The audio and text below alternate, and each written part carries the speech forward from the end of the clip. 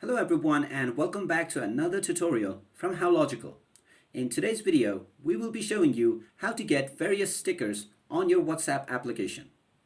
In order to get stickers on WhatsApp, you will need to install a third-party application. In order to do this, go into the Google Play Store and then search for sticker.ly. Once you find the application, tap on the install button, and when the application is installed, you can go ahead and open it up in order to access various sticker packs. Search for various stickers on this application, and when you find the one that you want to add, tap on the Add button along with the WhatsApp logo.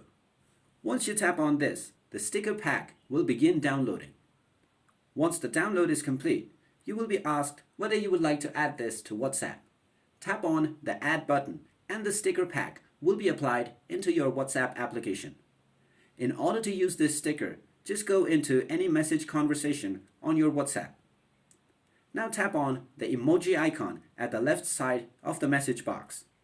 From there, just tap on the sticker icon at the bottom. Now from here, you will be able to access all of the sticker packs that you have added into WhatsApp. So that is how you can add various stickers into your WhatsApp application.